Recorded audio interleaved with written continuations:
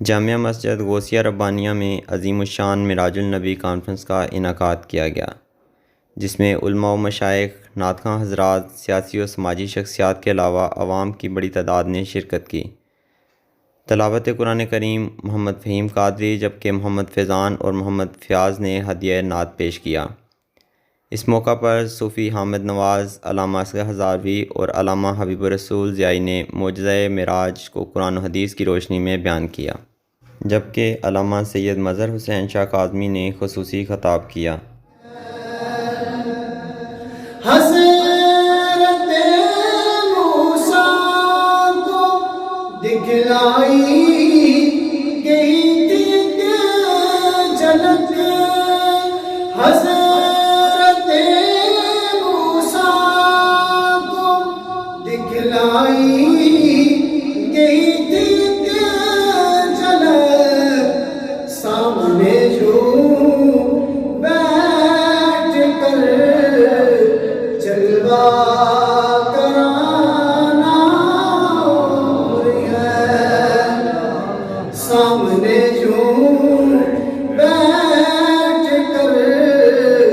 جلوہ کرانا ہے، اور ایسا والے چل مجھے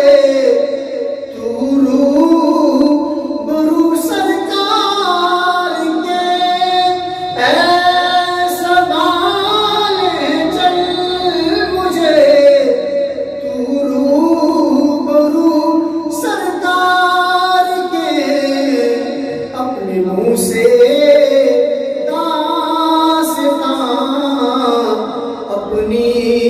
سنانا ہے۔ اصل طرف سے یہ دو نشستیں دونوں معجزات کے حوالے سے ہیں۔ یہ جو پہلی نشست ہے، اس نشست کے اندر رسول اللہ کو جو دو بڑے معجزے عطا کیے گئے، قرآن کا معجزہ ہے، دوسرا معراج کا معجزہ ہے۔ تو قرآن کے معجزے کا چیلنج اس وقت سے لے کر آج تک قیامت تک جاری ہے، جس کا بیان ابھی ہم جو ہے نا وہ سنیں گے، اور انشاءاللہ دوسری نشست کے اندر رسول اللہ کو جو دوسرا معجزہ معراج کا معجزہ عطا کیا گیا، اس کا بھی کوئی ثانی نہیں، اس کا بھی کوئی ثانی نہیں ہے۔ تو میں ملتمس ہوں استاذ علماء پر سلام کہتے اخلاص و محبت حضرت علامہ مولانا قاری حبیب الرسول ضیائی صاحب وہ اسٹیج پر تشریف لائیں اور آ کر سیدنا موسیٰ علیہ السلام اور سیدنا عزیر علیہ السلام، حضرت خضر علیہ السلام کا وہ جو واقعہ جو ہم نے آدھا سماعت کیا ہے، وہ مزید جو ہے وہ بیان کریں۔ وہ اسٹیج پر تشریف لاتے ہیں اور آ کر اسی واقعے کو مزید جو ہے نا وہ فأعوذ بالله من الشيطان الرجيم بسم الله الرحمن الرحيم إن الله وملائكته يصلون على النبي يا أيها الذين آمنوا صلوا عليه وسلموا تسليما الصلاة والسلام عليك يا سيدي يا رسول الله الصلاة والسلام عليك يا سيدي يا حبيب الله الصلاة والسلام عليك يا سيدي يا رحمة للعالمين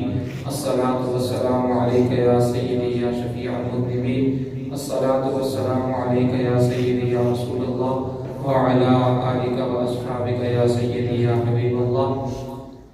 اللہ جل وعلا شانوں کی حمد و ثنا رسول مکرم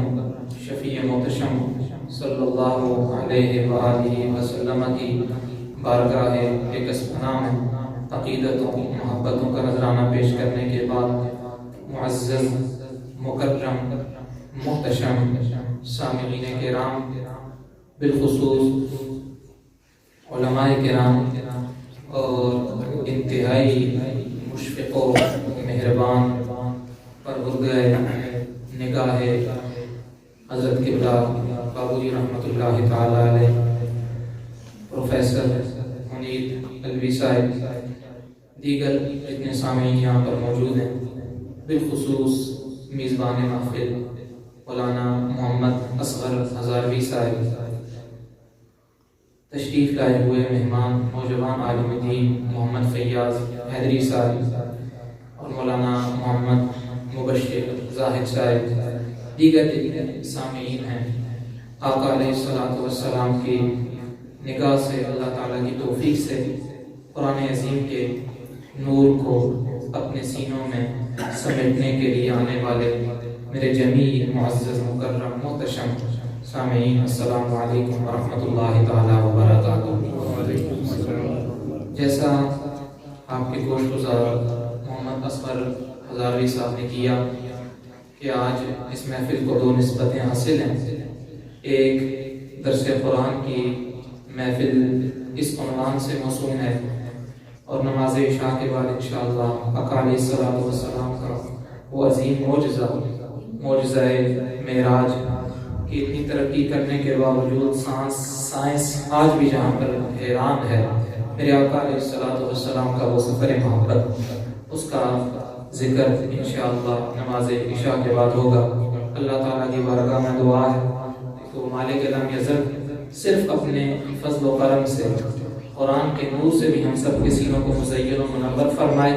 اور آقا علیہ الصلوۃ والسلام کے سفر محبت کے ذکر کی برکت سے ہم سب کے سینوں میں آقا علیہ الصلوۃ والسلام کی سچی پکی محبت عطا فرمائے۔ اپنی گفتگو شروع کرنے سے پہلے ایک بات آپ کی گوش گزار کرنا ضروری سمجھتا ہوں۔ قبلہ پروفیسر صاحب بھی تشریف فرما ہیں اور مجھے بڑے لکھے چہرے نظر آ رہے ہیں۔ آپ کو یہ بات آپ اس سے بخوبی آشنا ہوں گے کہ دیگر مضامین بھی ہیں، لیکن خصوصاً میں انگلش کے مضمون کا تذکرہ کرنا چاہ رہا ہوں۔ اچھے ٹیچر ہوں اور آپ نے یہ دیکھا ہوگا کہ وہ میٹرک لیول کے ہوں یا اوپر فیکلٹی میں پہنچ جائیں، ایف اے ہو، ایف ایس سی ہو، جو انگلش کے اچھے ٹیچرز ہیں ان کا ایک اپنا اسلوب ہوتا ہے کہ جب وہ ایسے کی تیاری کرواتے ہیں، کسی مضمون کی تیاری کرواتے ہیں، تو وہ اس ایسے کو، اس مضمون کو ایسے انداز میں لکھتے ہیں، ایسے الفاظ میں ڈھالتے ہیں کہ اس کے اوپر تقریباً 15-20 عنوانوں کو لکھ دیا جاتا ہے۔ جتنا ماہر پروفیسر ہو وہ اپنے لیول کے اعتبار سے کوئی 5 عنوانوں کا 5 ٹاپک کا ایک ہی مضمون بنا دیتا ہے، کوئی 10 ٹاپک کا ایک مضمون بنا دیتا ہے۔ یہ اس پروفیسر کی خداداد صلاحیت پہ منحصر ہوتا ہے، اور کئیوں کو اللہ تعالیٰ نے اگر زیادہ ذہن ساکت عطا کیا تو وہ ایک مضمون ایک ایسے لکھیں گے اور اوپر 20 عنوان دے دیں گے کہ اس میں سے جو بھی آیا تم یہ لکھ دینا تو یہ تمہارا جواب جو ہے وہ درست ہو جائے گا۔ تقریباً یہ جو بات میں نے سمجھائی، میرے سامنے جو سامعین بیٹھے ہیں تقریباً اس سے بخوبی آشنا ہے کہ ایسا کیا جاتا ہے۔ یہ تو ایک دنیاوی ٹیچر کا کام ہے اور انگلش کے مضمون کا کام ہے کہ ایسے ایک پیج کا ہوتا ہے لیکن اس کو اس انداز سے ڈھالا جاتا ہے کہ 15-20-25 ٹاپکس میں سے جو بھی ٹاپک آ جائے وہ ایک پیج آپ لکھ دیں۔ اس کا مطلب ہے کہ اس ٹاپک کا مواد، مطلوبہ مواد اس ایک ایسے کے اندر ہوئی ہے۔ یہ تو مخلوق کی بات ہے، انگلش ٹیچر کی بات ہے۔ اب خالق کون ہے اور خالق ارض و سما، اس کا جو کلام ہے، اب اس کی طرف آئے میں بلا تشبیہ آپ کے گوش گزار یہ بات کروں کہ اگر دنیاوی پروفیسر ہو اس کی خداداد صلاحیت تو یہاں تک جائے گی، وہ ایک مضمون لکھے گا، اس مضمون کو 15 عنوان دے دے گا، 20 عنوان دے دے گا، بہت زیادہ اللہ نے اس کے اندر صلاحیت رکھی ہو تو 50 عنوان دے دے گا۔ لیکن خالق ارض و سما اس نے جو کتاب اتاری، اس کتاب کی شان کیا ہے کہ خالق ارض و سما فرماتا ہے ولا رتب ولا یابس الا فی کتاب مبین۔ وہ تو دنیاوی مضمون ہے کہ ایک ایسے لکھو گے تو 20 عنوانوں پہ کام آئے گا۔ یہ خالق ارض و سما کی کتاب ہے کہ جب سے دنیا میں آئی اس وقت سے لے کے تا قیامت کوئی ایسا کام ہو ہی نہیں سکتا جس کا ذکر اللہ نے اس قرآن کے اندر نہ فرمایا۔ فی کتاب مبین۔ تو اپنی گفتگو جیسا کہ مجھے بتایا گیا اور مجھے حکم دیا گیا، انشاءاللہ العزیز جہاں تک ہماری گفتگو کا سلسلہ چلا تھا اور جس جگہ پہ ہماری گفتگو کا سلسلہ منقطع ہوا تھا اس سے آگے شروع کریں گے۔ حضرت موسیٰ علیہ السلام اور حضرت ابو العباس دانیال خضر بنی بن ملکان رضی اللہ تعالی عنہ، ان کے حوالے سے بات چیت ہو رہی تھی اور بات چیت جاری تھی۔ تو گزشتہ اپنے درس سے ربط جوڑنے کے لیے گزشتہ درس میں جو بات کی گئی وہاں سے آگے چلتے ہیں بات یہاں تک پہنچی تھی کہ حضرت موسیٰ اور حضرت خضر، جن کو عرف عام میں حضرت خضر کہا جاتا ہے، ملاقات کا جو وقت تھا اور جو جگہ تھی، وہاں جب پہنچ گئے، اللہ تعالیٰ ارشاد فرماتا ہے قال ذلك ما كنا نبغي فارتدا على آثارهما قصصا۔ وہ مچھلی جو آدھی کھائی جا چکی تھی اور پھر زندہ ہو گئی اور سمندر کے اندر چلی گئی، یہ وہ نشانی تھی جہاں اللہ نے ارشاد فرمایا تھا کہ تم ہمارے بندے کو پالو۔ اب یہاں پہ ایک بات آپ کے گوشت گزار کر کے آگے بڑھنا چاہوں گا، وقت کی نزاکت بھی پیش نظر ہے۔ وہ جو مچھلی تھی اس کے بارے میں مفسرین کرام نے بالخصوص امام قرطبی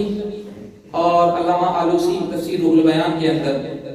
اور میں نے جو 4 تفاسیر پچھلے 10 میں آپ کے گوشت گزار کی تھی، تفسیر روح المعانی علامہ آلوسی کی، تفسیر قرطبی امام قرطبی کی، تفسیر کبیر امام فخر الدین رازی کی، اور تفسیر ابن کثیر،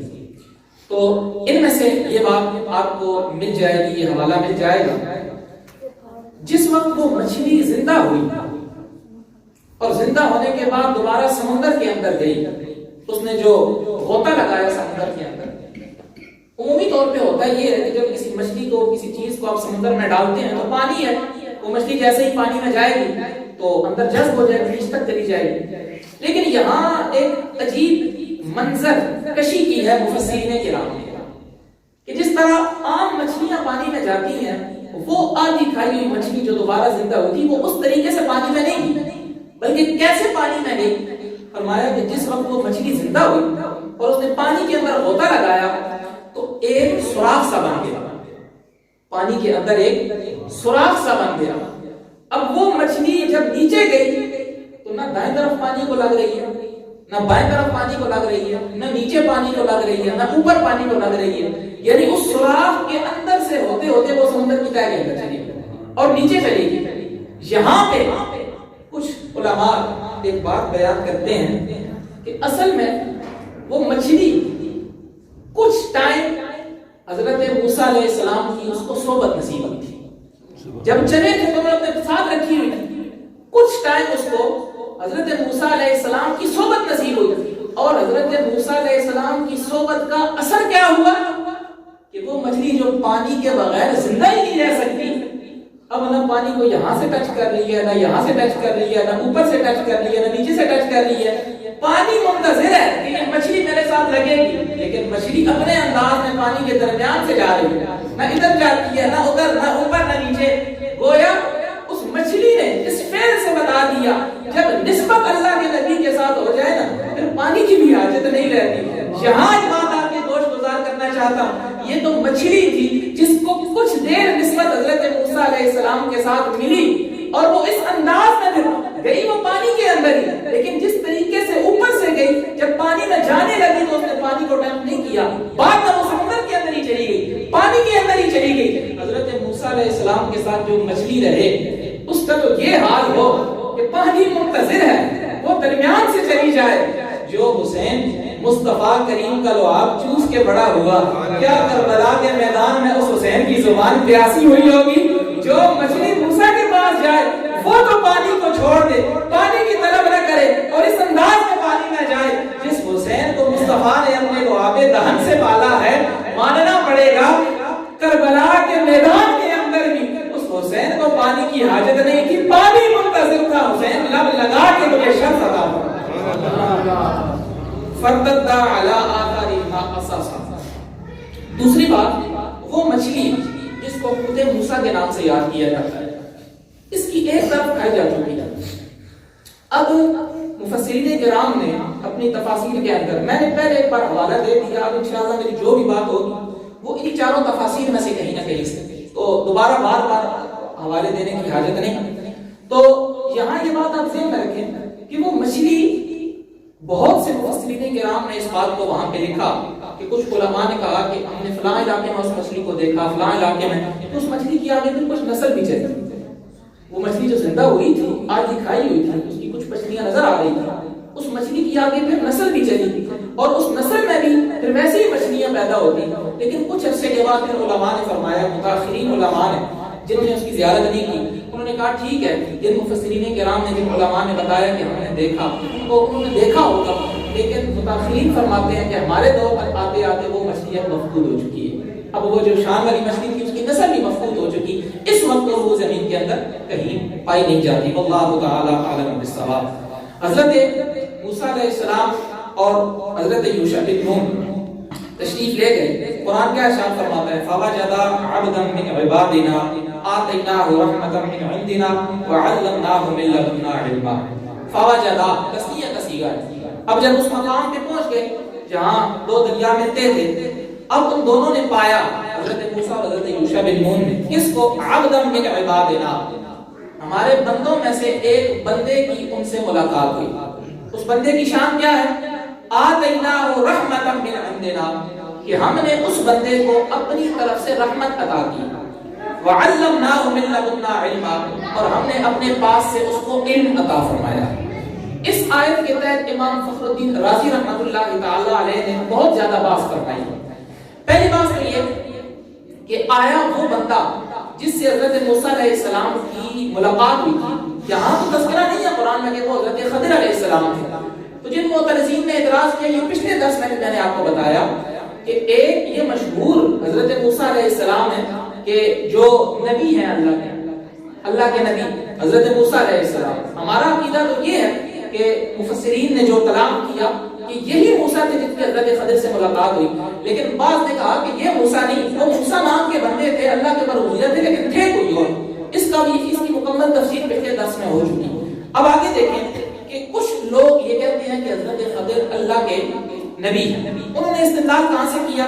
کہ اللہ ارشاد فرماتا ہے آتیناہ رحمتا من عندنا، کہ وہ جو بندہ تھا نا اس کو ہم نے اپنے پاس سے رحمت عطا کی۔ تو امام فخر الدین رازی رحمۃ اللہ تعالی علیہ نے یہاں پر یہ بات ذکر فرمائی کہ تفصیل سے ذکر فرمائی، یہاں رحمت سے مراد نبوت ہے کہ ان کو نبوت عطا فرمائی وہ حضرت خضر علیہ السلام، وعلمناہ من لدنا علما، اور ہم نے اپنے پاس سے اس کو علم عطا فرمایا۔ یہاں سے ایک بات ذہن میں رکھیں، امام فخر الدین رازی رحمۃ اللہ تعالی علیہ نے تفصیل سے اس بات کا ذکر کیا، علم کی دو قسمیں،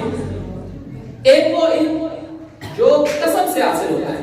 جس طرح ایک اسٹوڈنٹ ہے، ایک شاگرد ہے، وہ ٹیچر کے پاس جائے، استاد کے پاس جائے، اس کے سامنے ذانو تلمذ طے کرے، اس کے پاس کاپی ہو، کتاب ہو، پین ہو، وہ چل کے جائے، حاصل کرے، اس کو علم کسبی کہا جاتا ہے۔ فرمایا ایک علم کی یہ قسم ہے کہ جو بندہ قسم سے حاصل کرتا ہے، کوشش سے حاصل کرتا ہے، اس کو علم کسبی کہا جاتا ہے۔ اور اس کے علاوہ ایک دوسرا علم ہے کہ جو قسم سے نہیں حاصل ہوتا، وہ کیسے حاصل ہوتا ہے؟ وہ ریاضت سے حاصل ہوتا ہے، اس کے لیے اپنے نفس کو صاف کرنا پڑتا ہے۔ اس علم کو، وہ علم جب بندہ اپنے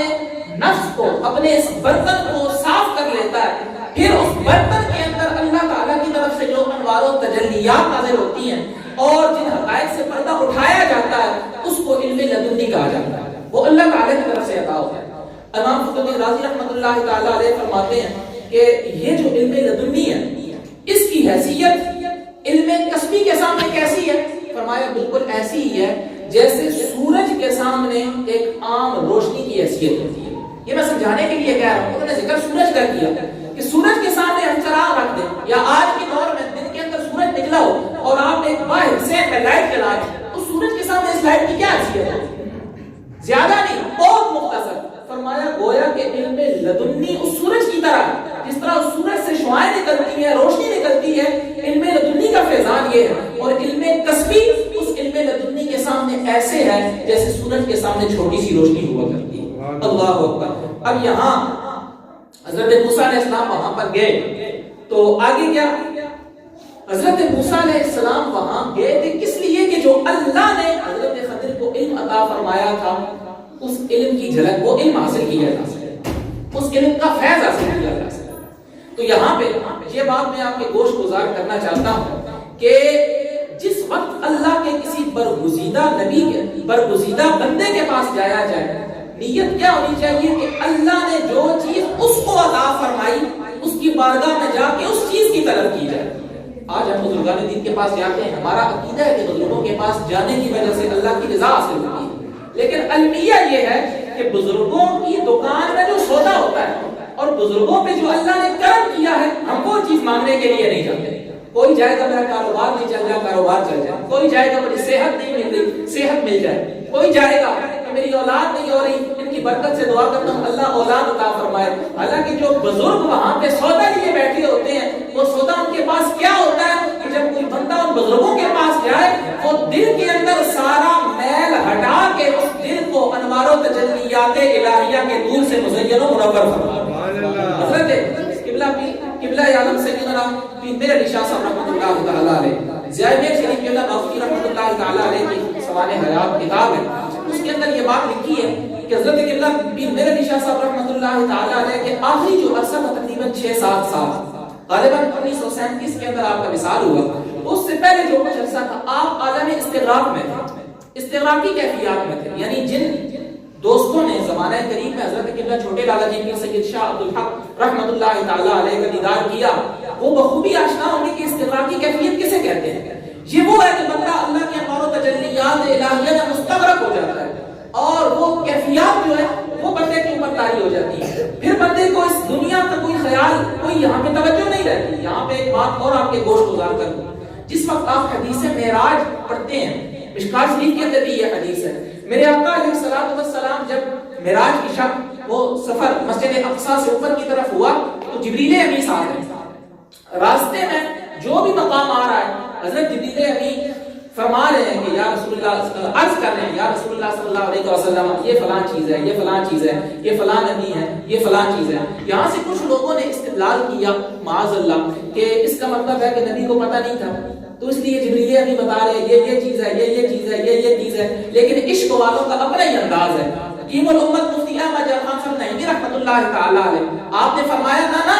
یہ بات نہیں کہ سرکار کو پتہ نہیں تھا، اصل میں بات یہ تھی کیونکہ آقا علیہ الصلوۃ والسلام جا رہے ہیں اللہ تعالیٰ سے ملاقات کے لیے، اور میرے آقا علیہ الصلوۃ والسلام اس وقت اللہ کے انوار و تجلیات میں اس قدر مستغرق ہو چکے تھے کہ آپ کی توجہ کسی اور طرف تھی ہی نہیں، آپ کی توجہ رب کریم کی طرف لگی تھی، تو جبریل امین بار بار جاتے ہوئے جو بھی چیز آتی آپ کی توجہ اس کی طرف مبذول فرماتے، گویا جبریل امین عرض کر رہے ہوں یا رسول اللہ یہ اللہ کی فلاں بنائی ہوئی مخلوق ہے، اس سفر محبت میں اس کو بھی نوازتے چلے جائیں، یہ فلاں مخلوق ہے اس کو بھی نوازتے چلے جائیں، یہ استغراق کی بات ہو رہی ہے۔ تو حضرت قبلہ شاہ صاحب عالم استغراق کے اندر تھے۔ قبلہ بابو جی فرماتے ہیں کہ ایک وقت آپ اپنے کمرے میں اکیلے تھے، زیادیر کے اندر یہ بات ہے، میں آپ کے کمرے میں داخل ہوا، آپ چرپائی پہ تھے، جس وقت آپ عالم استغراق میں تھے چرپائی پہ تھے، تو آپ اٹھ کے بیٹھ گئے، پھر میرے علی شاہ صاحب جو عالم استغراق میں تھے اٹھ کے بیٹھ گئے۔ بابو جی فرماتے ہیں کہ مجھ سے کلام کیا اور گفتگو کی اور کیا کہا فرمایا کہ لوگ یہ سمجھتے ہیں کہ شاید میں کسی اور کیفیت میں ہو گیا ہوں، لیکن انہوں نے فرمایا کہ اصل میں بات یہ ہے کہ ہماری دکان سے سودا لینے والا کوئی گاہک ہی نہیں رہا تو ہم اپنی دکان بند کر کے یہاں پر لے گئے، ہم اپنی دکان بند کر کے یہاں پر لے گئے۔ اس کا مطلب ہے کہ ولیوں کے پاس جب جایا جائے تو اس چیز کی تمنا لے کے جو ان ولیوں کو اللہ نے عطا فرمائی ہوتی ہے۔ آج اگر درباروں سے فیض ہم کہتے ہیں نا کم ہو گیا، توجہ نہیں ہوتی، مین مسئلہ یہ ہے کہ جو رب نے ان کو عطا فرمایا اور جو وہ دینا چاہتے ہیں ہم وہ نیت ہی کر کے نہیں جاتے، اور پھر جناب شکایتیں یہ کہ فیض کم ہو گئے، اس لیے فرمایا کہ من لدنا علما وعلمناه من لدنا علما، علم لدنی اللہ نے ان کو عطا فرمایا۔ قال له موسیٰ هل اتبعك على ان تعلمني مما علمت رشدا، حضرت موسیٰ علیہ السلام حضرت خضر علیہ السلام سے عرض کرتے ہیں کیا قال له موسیٰ هل اتبعك، کیا میں آپ کی پیروی کر سکتا ہوں؟ اتبعک، اب یہاں بھی امام فخر الدین رازی رحمۃ اللہ تعالی علیہ نے بڑی لمبی تفسیر بیان فرمائی، لیکن اختصاراً عرض کروں کہ اس آیت کے ضمن میں امام فخر الدین رازی رحمۃ اللہ تعالی علیہ نے استاذ کے ادب کی اہمیت کا بیان کا حق ادا کر کے رکھ دیا، وہ میں مختصراً آپ کے گوشت گزار کروں گا۔ تو حضرت موسیٰ کہہ رہے ہیں حضرت خضر کو، خود اللہ کے نبی ہیں حضرت موسیٰ، هل اتبعک، کیا میں آپ کی پیروی کروں کس بات کے؟ علی ان تعلمنی مما علمت رشدا، کہ آپ کو جو علم دیا گیا ہے مما من تبعیضیہ، اس میں سے کچھ علم آپ مجھے سکھا دیں۔ سبحان اللہ۔ رشدہ ایک قرات ہے اور دوسری قرات میں لفظ رشد ہے کہ ایسا علم جو علم فرمایا کہ یہاں رشد سے کیا مراد ہے؟ حضرت موسیٰ چونکہ خود اللہ کے نبی ہیں فرمایا رشد اور رشد یہ اس چیز کے علم کو کہتے ہیں کہ جس چیز کا علم بندے کے لیے اگلی زندگی میں جا کے نفع مند ہو، اس کے لیے نفع مند ہو، گمراہی کا سبب نہ بنے۔ مما علمت رشدا، اب یہاں پہ جو انہوں نے لمبی تفصیل بیان کی ہے، میں ایک دو باتیں آپ کے گوشت گزار کر کے آگے بڑھتا چلا جاؤں گا۔ ایک انہوں نے فرمایا کہ هل اتبعك على ان تعلمني مما علمت، اے پیارے موسیٰ مجھے اپنی پیروی کرنے دینا، اجازت دیں۔ اور یہاں ایک بات اور آپ کو بتا دوں، حضرت موسیٰ کے جلال سے آپ سب واقف ہو، وہ روایات آپ نے سنی ہوگی، میں اس طرف نہیں جانا چاہتا، لیکن علم دین کی تمنا دیکھیں اور علم کی تمنا دیکھیں کہ وہ جلالی نبی جو ایک طرف کو کرنا چاہیں تو کیا سے کیا کر دیں، لیکن جب علم کی باری آئی تو حضرت خضر کے سامنے کتنی عاجزی اختیار فرمایا۔ اور نبی کا ہر فعل امتی کی تعلیم کے لیے ہوتا ہے، وہ یہ کہ حضرت موسیٰ کو غالباً اس کی حاجت نہ ہو، آنے والوں کے لیے بتایا کہ علم دین ویسے ہی حاصل نہیں ہوتا، استاد کی جوتیاں سیدھی کرنی پڑے گی پھر علم آئے گا، خود سے چل کر نہیں طرز سخن آیا ہے، استاذوں کے پاؤں جو دابے ہیں تو فن آیا۔ الا ان تعلمني مما علمت رشدا، یہ من تبعیضیہ۔ یہاں بھی امام فخر الدین رازی نے ایک نقطہ بیان کیا، یہ نہیں فرمایا کہ جتنا اللہ نے آپ کو عطا کیا وہ سارا مجھے دے دیں، مما علمت، جو اللہ نے آپ کو سکھایا اس میں سے کچھ حصہ مجھے دے۔ گویا کہ یہ بھی استاد اور شاگرد کی ایک تعلیم کی بات ہو رہی ہے کہ شاگرد کبھی بھی یہ نیت کر کے نہ جائے کہ جو میرا استاد ہے میں سارا سیکھ کے اس کی برابری کر لوں گا۔ اللہ کے نبی موسیٰ بھی فرما رہے ہیں مما علمت، آپ کو جو دیا گیا وہ سارا نہیں، اس میں سے کچھ حصہ مجھے دے۔ سبحان اللہ، مما علمت رشدا قال انک لن، اب یہاں پر جو گفتگو ہے میں دوبارہ بتا رہا ہوں کہ میں اختصار کر رہا ہوں، اللہ تعالیٰ کی توفیق سے اگر کبھی موقع ملے تو امام فخر الدین رازی کی صاحب کے تفسیر کو پڑھیے گا، دل باغ باغ ہو جائے گا کہ کیا انہوں نے یہاں پہ نکات بیان کیے۔ قال انک لن تستطيع معي صبرا، حضرت خضر علیہ السلام آپ حضرت موسیٰ علیہ السلام کو کہہ رہے ہیں، فرمایا اللہ شان فرماتا ہے قال انک، بے شک آپ لن تستطيع معي صبرا، کہہ تو رہے ہو کہ مجھے اے موسیٰ پیارے موسیٰ آپ کہہ رہے ہیں مجھے اپنے ساتھ جانے دو، لیکن بات یہ ہے کہ تم ہرگز میرے ساتھ صبر نہیں کر سکو، میرے کام دیکھ کے صبر نہیں کر سکتے۔ وَكَيْفَ تَصْبِرُ عَلَىٰ مَا لَمْ تُحِطْ بِهِ خُبْرًا،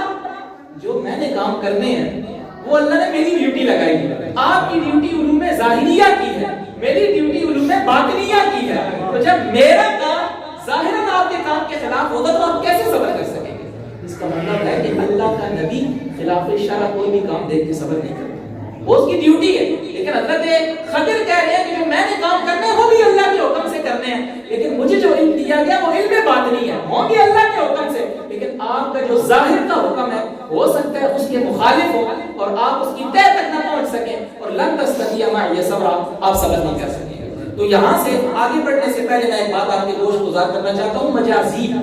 جس کو ہم مجذوب کہتے ہیں، ایک ہے صاحب شرع بزرگ اور ایک ہے مجذوب۔ صاحب شرع بزرگ کا مرتبہ مجذوب سے ارفع و اعلی ہے، یہ بات ذہن میں رکھیے، اس لیے کہ مجذوب کب بنتا ہے؟ جب اللہ کی راہ کی طرف کوئی سالک چلے اور اللہ کی انوار و تجلیات الہیہ کا نظارہ کرے، پھر اپنے حال کی اس کو خبر نہیں رہتی، پھر وہ کبھی بغیر لباس کے بازاروں میں گھوم رہا ہوتا ہے،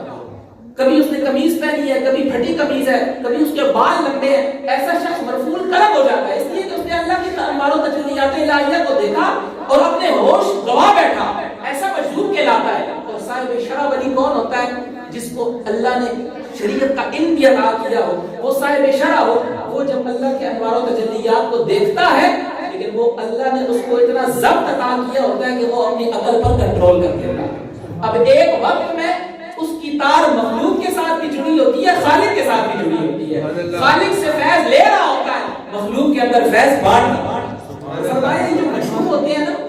بعض اوقات ان کے کوئی کام ظاہر کے خلاف ہوتے ہیں، وہ خدا کی شریعت کی خلاف ورزی نہیں کرتے، ظاہر کے خلاف ہوتے ہیں، اس لیے کسی کا اگر مجذوب ہونا متحقق ہو جائے تو اگر وہ مجذوب کوئی ایسا کام کرے وہ مرفوع قلم ہے، اس کو اس کے حال پر چھوڑ دیا جائے۔ آج کل یہ بھی بڑا مسئلہ ہے نا کہ مجذوب اصل جس طرح ہر چیز میں دو نمبری آ گئی ہے، اس فیلڈ کے اندر بھی دو نمبری گھسی ہے۔ اب بندہ کہاں ہے؟ میں ایک نمبر مجذوب کی بات کر رہا ہوں کہ جو ایک نمبر مجذوب ہو، جب اگر وہ خلاف شرع کام کرے تو وہ اس کا رب کا معاملہ ہے، عام بندہ اس کی تعظیم ضرور کرے گا لیکن ایسے کاموں میں اس کی تقلید نہیں کرے گا. تقلید ہمیشہ صاحب شرع کی جائے گی. حضرت موسیٰ فرماتے ہیں قال ستجدنی انشاءاللہ صابرا ولا اعصی لک امرا. حضرت موسیٰ فرماتے ہیں قرآن ارشاد فرما رہا ہے ستجدنی اے پیارے خضر ان قریب انشاءاللہ تم مجھے پاؤ گے صبر کرنے والا, ولا اعصی لک امرا اور میں آپ کے کسی حکم کی خلاف ورزی نہیں کروں گا, نافرمانی نہیں کروں گا, میں انتہائی اختصار کے ساتھ آگے چل رہا ہوں. قال حضرت خضر آپ ارشاد فرماتے ہیں رب کا قرآن کہتا ہے فَإِنِ اتَّبَعْتَنِي اگر میرے ساتھ چلنا ہے میری پیروی کرنی ہے فَلَا تَسْأَلْنِي عَنْ شَيْءٍ تو جو کام میں کروں گا مجھ سے میرے کام کے بارے میں سوال نہ کرنا حَتَّى أُحْدِثَ لَكَ مِنْهُ ذِكْرًا یہاں تک کہ بعد میں خود ہی میں تمہیں اس کام کی حکمتیں بتا دوں, میں خود تمہیں بتا دوں تو بتا دوں, آپ نے مجھ سے سوال نہیں کرنا یہ کیا ہو گیا کیا ہو گیا. فَانْطَلَقَا حَتَّى إِذَا رَكِبَا فِي السَّفِينَةِ خَرَقَهَا اب وہ دونوں چلے حَتَّى إِذَا رَكِبَا فِي السَّفِينَةِ وہ دونوں ایک کشتی میں سوار ہوئے. خَرَقَهَا حضرت خضر نے اس کشتی کا ایک پھٹا اکھیڑ دیا. اب امام فخر الدین رازی یہاں پہ فرماتے ہیں کہ کشتی ہوتی ہے نا ایک پھٹا نیچے کی طرف ہوتا ہے, دو سائڈ پہ ہوتا ہے. آپ نے نیچے کی طرف سے پھٹا نہیں اکھیڑا بلکہ سائڈ والا پھٹا اکھیڑا, اس لیے کہ نیچے والا اگر اکھیڑ دیتے تو پانی اندر آ جاتا, وہ کشتی تباہ ہو جاتی, اس کو اکھیڑ دیا. قال اب حضرت موسیٰ کی بات سنی. قال اللہ ارشاد فرماتا ہے قالوا نے کہا اخرقتها لتغرق اهلها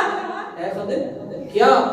اس کا پھٹا تم نے توڑ دیا کیوں؟ لتغرق اهلها تاکہ یہ کشتی والے سارے ہلاک ہو جائیں, تاکہ تم ان کو ہلاک کر دو. لقد جئت شيئا امرا اے خضر یہ اچھا کام آپ نے نہیں کیا, پھٹا آپ نے وہ گھیر دیا, یہ اچھا کام نہیں کیا. اب آگے تفصیل آ جائے گی, میں نہیں جا رہا. قال حضرت خضر بولے الم اقل لك الم اقل انك لن تستطيع معي صبرا اے موسیٰ کہا نہیں کہ تم میرے کام دیکھ کے صبر نہیں کر سکتے, صبر نہیں کر سکتے. اب یہاں یہ بات ذہن میں رکھیں کہ ابھی یہ کام ہوا نہیں لیکن وہ آیت پہلے گزر چکی ہے. قال انك لن تستطيع معي صبرا جب حضرت موسیٰ نے حضرت خضر سے کہا نا مجھے ساتھ رکھو, حضرت خضر نے کہا میرے ساتھ صبر نہیں کر سکو گے, حالانکہ ابھی کام ہوا نہیں, وہ کام بعد میں ہونا ہے. پتہ چلا کہ اللہ نے اپنے نیکوں کو وہ طاقت عطا فرمائی ہوتی ہے کہ وہ حال میں بیٹھ کے مستقبل کی خبریں دے سکتے ہیں, اللہ کی عطا سے دے سکتے ہیں. قال الم اقل انك لن تستطيع معي صبرا حضرت موسیٰ کیا فرماتے ہیں قال لا تؤاخذني بما نسيت ولا ترهقني من امري عسرا اے پیارے خضر جو مجھ سے ہو گیا نا میرا مواخذہ نہ کرو,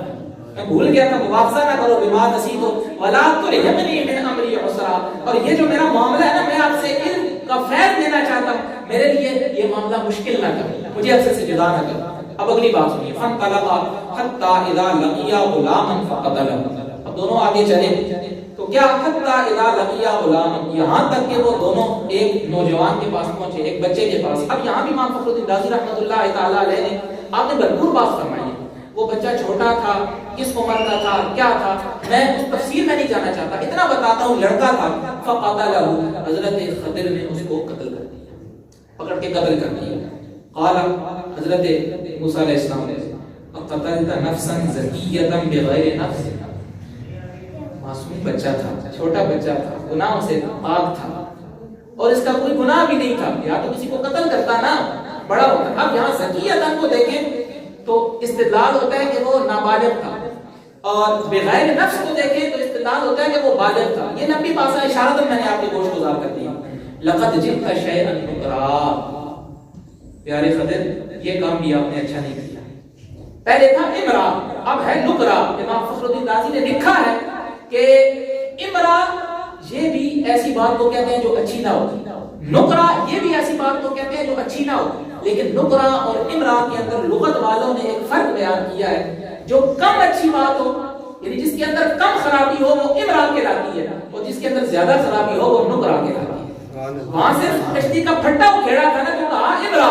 یہاں تو بچے ہی قتل کر دیے, کہا نکرا. قال الم اقل لك انك لن تستطيع معي صبرا حضرت خضر پھر ارشاد فرمایا میں نے آپ کو نہیں کہا تھا میرے ساتھ آپ صبر نہیں کر سکتے. اب اس آیت میں اور پچھلی آیت میں فرق دیکھیے. پہلے تھا صرف قال الم اقل انك لن تستطيع معي صبرا, یہاں پہ اقل کے بعد لک اس کا اضافہ ہو گیا. اور ایک قاعدہ یاد رکھیں عربی کا کہ زیادت المعانی تدل علی زیادت المعانی, الفاظ زیادہ ہو تو وہ کثرت معنی پہ دلالت کرتے ہیں. اس لیے کہ حضرت خضر نے پیچھے جو اپنی اظہار کیا نا اس میں ذرا کم جلال تھا، اور یہاں پہ جو اظہار کیا علم اقل لک، ذرا کام تھوڑا زیادہ ہو گیا. تو آگے قال ان سألتک عن شیء بعدها فلا تصاحبنی قد بلغت من لدنی عذرا. فرمایا کہ اگر میں آپ سے اس کے بعد سوال کروں نا تو مجھے اپنے ساتھ آگے نہ لے کے جانا. فلا تصاحبنی، اب مجھے اپنا ساتھی نہ بنانا اگر میں نے ایک اور سوال بھی کیا. قد بلغت من لدنی عذرا، میری طرف سے آپ کو عذر پہنچ گیا. اے پیارے خضر ایک بار اور جو ہے نا موقع دے، دوسری بار پھر موقع دے. فانطلقا حتی اذا اتیا اہل قریۃ استطعما اہلها. اب کیا ہے وہ دونوں پھر چلے. حتی اذا اتیا اہل قریۃ، ایک بستی والوں کے پاس پہنچے، اور امام فخر الدین رازی نے تاکیہ اس کا نام لکھا ہے. اب بستی کون سی تھی؟ استطعما اہلها، ان دونوں نے ان سے کھانا طلب کیا. اب سوال یہ ہے کہ حضرت موسیٰ اور دوسری طرف حضرت خضر. حضرت موسیٰ تو اللہ کے نبی، حضرت خضر دو قول نبی ہیں یا بنی صحیح قول نبی تو ہے اللہ کے نبی. اب وہاں جا کے کھانا کیوں طلب کیا ان بستی والوں سے؟ فَأَبَوْا آ گیا نا، فَأَبَوْا أَنْ يُضَيِّفُوهُمَا، انہوں نے انکار کیا کہ ہم آپ کی مہمان نوازی نہیں کریں گے. تو یہاں پہ سوال یہ ہوتا ہے کہ کھانا ان سے طلب کیوں کیا؟ امام فخر الدین رازی نے اس کے تحت بات کا ذکر کیا. آپ نے فرمایا کہ اصل میں بات یہ ہے، یہ تو ایک شرعی مسئلہ ہے کہ جب جان لبوں پر آ جائے تو انسان اپنی جان بچانے کے لیے طلب کر سکتا ہے. طلب کیا لیکن تھے اللہ کے نبی. یہاں میرے ذہن میں جو ایک بات آتی ہے، اگر پچھلی آیت کو ساتھ ملا کے پڑھیں، میں نے پچھلے درس میں آپ کو بتایا تھا حضرت موسیٰ علیہ السلام نے بہت ساری زندگی میں سفر کیے ہوں گے، لیکن یہ چونکہ سفر علم کے لیے تھا نا تو فرمایا لقد لقینا من سفرنا هذا نصبا، کہ اس سفر میں ہم نے تھکاوٹ محسوس کی. تو پتہ چلا کہ علم اتنی آسانی سے ملنے والا نہیں، تھکاوٹ برداشت کرنی پڑتی ہے. یہاں پہ کھانا مانگا جا رہا ہے، گویا بتایا جب علم کے لیے سفر ہونا پھر تھکاوٹیں بھی آتی ہیں، بھوکیں بھی آتی ہیں. جب سب کو برداشت کیا جائے پھر اللہ تعالیٰ علم جیسا نور عطا فرمائے. فَأَبَوْا أَنْ يُضَيِّفُوهُمَا، انہوں نے انکار کر دیا، ہم آپ کی مہمان نوازی نہیں کریں گے. حضرت موسیٰ کا جلال، پھر میں دوبارہ اس طرف نہیں جاتا، جلالی بزرگ اور بھوک لگے اور استطعما قرآن کہے کہ انہوں نے کھانا مانگا. اور پھر فَوَجَدَ فِيهَا جِدَارًا يُرِيدُ أَنْ يَنْقَضَّ فَأَقَامَهُ، وہاں پہ ایک دیوار تھی، وہ دیوار گرنے کے قریب تھی. حضرت خضر علیہ السلام نے کیا کیا؟ آپ نے اس دیوار کو سیدھا کر دیا. فَأَقَامَ، حضرت موسیٰ علیہ السلام ہیں تو جلالی. قرآن کیا کہتا ہے؟ قال لو شئت لاتخذت علیہ اجرا. اے خضر انہوں نے ہماری مہمان نوازی نہیں کی اور تم نے ان کا کام سیدھا کر دیا. اگر تم چاہتے تو اس دیوار سیدھا کرنے پہ ان سے کچھ اجرت لے لیتے، اس اجرت کا ہم کھانا کھا لیتے، ہم کھانا کھا لیتے. تو قال هذا فراق بینی و بینک، حضرت خضر فرماتے ہیں هذا فراق بینی و بینک، بس اب یہ وہ مقام ہے جہاں میری اور آپ کی جدائی، اس سے آگے اب ہم اکٹھے نہیں چل سکتے. سَأُنَبِّئُكَ بِتَأْوِيلِ مَا لَمْ تَسْطِع عَلَيْهِ صَبْرًا، پیچھے جتنے کام آپ نے دیکھے نا میں عنقریب ان سب کی حقیقت آپ کو بتاؤں گا کہ جن کاموں پہ آپ نے صبر نہیں کیا. ہر کام دیکھ کے آپ نے سوال کیا، ہر کام دیکھ کے سوال کیا، تو جو کام دیکھ کے آپ نے صبر نہیں کیا. اما السفینۃ فکانت لمساکین یعملون فی البحر فاردت ان اعیبها، فرمایا کہ وہ جو کشتی تھی نا وہ مسکینوں کی تھی، غریب لوگ تھے، ان کی کشتی تھی. یعملون فی البحر، وہ سمندر میں اس کشتی کو چلایا کرتے تھے. اب کیا تھا؟ فاردت ان اعیبها، میں نے اس کشتی کو عیب کو جو پھٹا میں نے کڑکایا تھا نا اور کشتی کا ایک سائیڈ پھٹا، اس کشتی کو میں نے عیب زدہ کر دیا تھا. کیوں میں نے ایسا کیا؟ وَقَانَ وَرَاءَهُمْ مَلِكٌ يَأْخُذُ كُلَّ سَفِينَةٍ غَصْبًا، دوسری طرف بادشاہ تھا، جو بھی اچھی کشتی جاتی نا وہ اس کو غصب کر لیا کرتا، اور اگر وہ اس کو غصب کر لیتا تو ان بیچاروں کی مزدوری کہاں جاتی، یہ کہاں سے پیٹ کرتے. غصب کرنا یہ بڑا شر تھا. میں نے صرف کشتی توڑی ہے تاکہ عیب ہوگا تو وہ اس کو نہیں لے گا. تو اس سے پتا چلا کہ بڑے شر سے بچنے کے لیے چھوٹے شر کو اختیار کرنا یہ اللہ کے قرآن سے ثابت ہے. یہ ایک فقہی اصول بھی ہے یہاں مفتیان کرام اگر بیٹھے ہوں کہ جہاں دو شر ہوں تو چھوٹے شر کو اختیار کر لیا جائے. اس کی بہت لمبی چوڑی آگے جو ہے وہ مفسرین نے تفسیر بیان کی، وہ میں بیان نہیں کرتا. اب آگے دیکھیں وَأَمَّا الْغُلَامُ، فرمایا دوسری بات کی طرف وہ بچہ جو قتل کیا، وَأَمَّا الْغُلَامُ وہ جو بچہ تھا فَكَانَ أَبَوَاهُ مُؤْمِنَيْنِ اس کے ماں باپ مومن تھے، فَخَشِينَا أَن يُرْهِقَهُمَا طُغْيَانًا وَكُفْرًا، اور مجھے یہ معلوم تھا کہ یہ جو بچہ ہے اس نے آگے جا کے دین برحق کی راہ پر نہیں چلا۔ ماں باپ مومن تھے،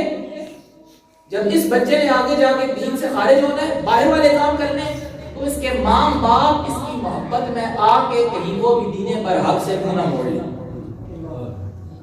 تو اس لیے میں نے اس کو قتل کر دیا۔ اب یہاں پہ امام فخر الدین رازی نے ایک بڑی پیاری بات فرمائی، پیچھے تھا نا آگے فَأَرَدْنَا أَن يُبْدِلَهُمَا، حضرت خضر کہتے ہیں، قرآن ارشاد فرماتا ہے ہم نے ارادہ کیا أَن يُبْدِلَهُمَا رَبُّهُمَا خَيْرًا مِّنْهُ زَكَاةً وَأَقْرَبَ رُحْمًا، کہ اس بچے کو میں نے قتل کیا ہے نا، خوف تھا کہ یہ آگے جا کے والدین کی گمراہی کا سبب نہ بنے، اور میرا ارادہ یہ تھا کہ میرا رب اس بچے سے زیادہ پاکیزہ اور بہترین اولاد اس کے والدین کو عطا فرمائے۔ اور پھر وہ کیسے ملی کہ امام فخر الدین رازی لکھتے ہیں کہ وہ جو بچہ قتل کیا گیا تھا اس کے والدین کے ہاں ایک بچی کی ولادت ہوئی، یعنی ان کو اللہ نے ایک بیٹی دی، اس بیٹی کا پھر نکاح اپنے وقت کے ایک نبی کے ساتھ ہوا، اور اس نبی کی آگے جو اولاد ہوئی، یعنی اس بیٹی کی جو آگے اولاد ہوئی، اللہ نے اس کو بھی تاج نبوت سے سرفراز فرمایا۔ اللہ اکبر، یہ تو حضرت خضر ان کا ایک کام تھا۔ اس سے پتہ چلا رب کریم اگر جو کچھ بھی کرے وہ اپنی مخلوق کی محبت میں کرے، مخلوق کے لیے بہتر کرتا ہے۔ یہ تو ان کے پاک بندے تھے نا، ان کے حکم سے یہ سارا کچھ، مخلوق کو کبھی بہتری نظر نہیں آتی، مخلوق کو کبھی بہتری نظر نہیں آتی، لیکن رب جو بھی کرتا ہے مخلوق کی بشرط ہے کہ بندہ رب کے دربار کا باغی نہ ہو۔ کبھی تو وہ عذاب کا سلسلہ بھی آ جاتا ہے نا، لیکن بندہ رب کے دربار کا باغی نہ ہو۔ وَأَمَّا الْجِدَارُ، آخری بات سنیے، وَأَمَّا الْجِدَارُ فرماتے ہیں وہ جو دیوار تھی نا، فَكَانَ لِغُلَامَيْنِ يَتِيمَيْنِ فِي الْمَدِينَةِ، وہ دو بچے تھے اور اس شہر کے اندر۔ یہاں بھی ایک بات ذہن میں رکھیں، پہلے استطعما کی جب آت آئی وہاں تھا قریہ کا لفظ اور یہاں ہے مدینہ کا لفظ، ان دونوں میں بھی امام فخر الدین رازی نے بڑی بات فرمائی، لیکن میں صرف اشارتاً آپ کو کہہ کے بتا رہا ہوں آگے۔ وَقَالَ تَحْتَهُ كَنْزٌ لَهُمَا، وہ جو دیوار گرنے والی تھی نا، اس دیوار کے نیچے ان دو یتیم بچوں کا خزانہ دفن تھا۔ وَقَانَ أَبُوهُمَا صَالِحًا، اور ان بچوں کا جو باپ تھا وہ اللہ کا بڑا برگزیدہ آدمی تھا، اللہ کا بڑا برگزیدہ۔ یہاں ایک محبت والی بات سنی ہے کہ حضرت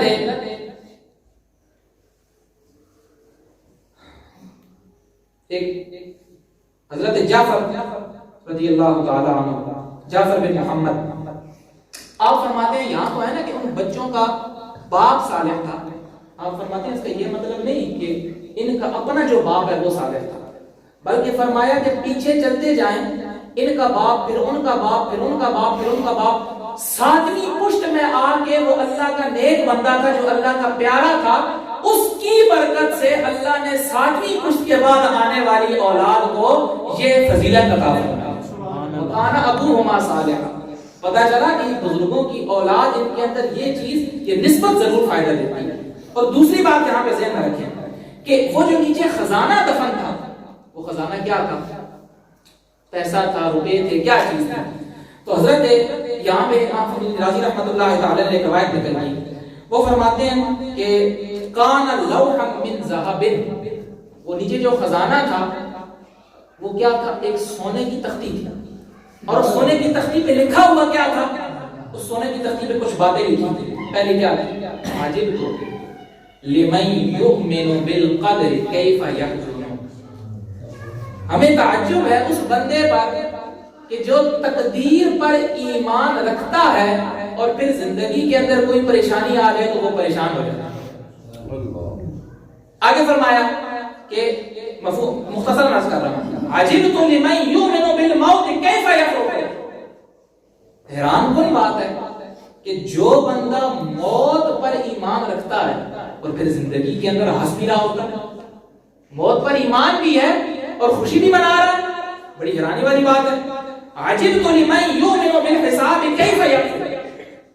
بڑی حیران کن بات ہے کہ بندے کو پتہ ہے میں نے آگے جا کے حساب دینا ہے اور پھر وہ اللہ کی یاد سے غافل ہو گیا.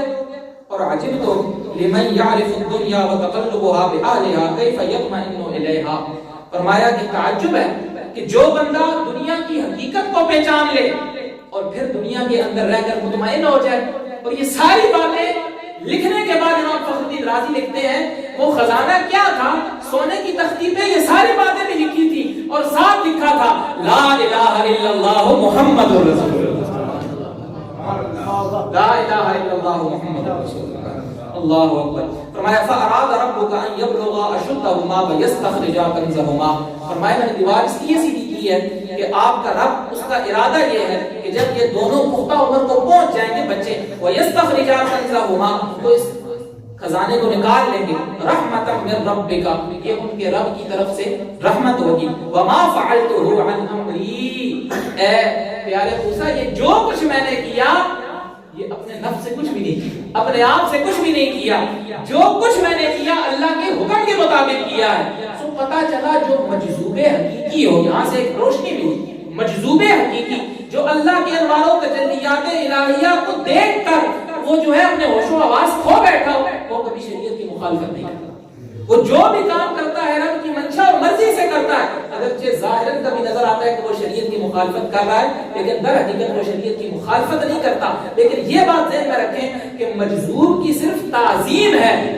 اس کے کاموں میں اس کی تقلید نہیں ہے. فرمایا ذالک تأویل ما لم تستطع علیہ صبرا، یہ ان باتوں کی تعویل ہے اے موسیٰ جس پہ آپ نے صبر نہیں کیا. حضرت یہاں پہ ایک بات ذہن میں رکھیں، آخری بات کر رہا، وقت تھوڑا سا اوپر ہو گیا، کہ آپ نے یہ پہلے ہے نا حتی اذا اتیا اہل قریۃ استطعما اہلها فابوا ان یضیفوه، کہ جس بستی میں حضرت موسیٰ علیہ السلام اور خضر علیہ السلام گئے تھے، انہوں نے کہا کہ کھانا، تو انہوں نے کیا کہا فابوا، انکار کر دیا. اس بستی کے رہنے والے جو بندے تھے نا، آقا علیہ الصلوۃ والسلام کے دور مبارک میں جب یہ آیت ان تک پہنچی کہ ہماری بستی والوں نے یہ کام کیا تھا، وہ بڑے شرمندہ ہوئے. اللہ کے نبی آئے تھے، موسیٰ آئے تھے مہمان نوازی کے لیے، اور ہمارے بڑوں نے ان کی مہمان نوازی نہیں کی. فابوا، وہ آقا علیہ الصلوۃ والسلام کے پاس آ گئے اور آگے کیا کہا، عرض کیا کہ آپ ہم سے جتنا سونا لینا چاہے لے لیں، جتنا سونا لینا چاہے لے لیں. کرنا آپ نے کیا ہے، صرف ایک کام کرنا ہے، فَأَبَوْا کی بات کو آپ نے تا بنا دینا، تاکہ بات فَأَبَوْا نہ ہو بلکہ فَأَتَوْا ہو. اب معنی یہ ہوگا کہ میری بستی والوں نے ان کی مہمان نوازی کی ہے، آپ سونا لے لیں، جتنا لینا چاہے لے لیں، بس بات کو تا بنا لیں. میرے آقا علیہ الصلوۃ والسلام نے فرمایا جس کا مفہوم یہ تھا کہ رب کا کلام ہے اور رب کے کلام کے اندر کسی قسم کا تغیر و تبدل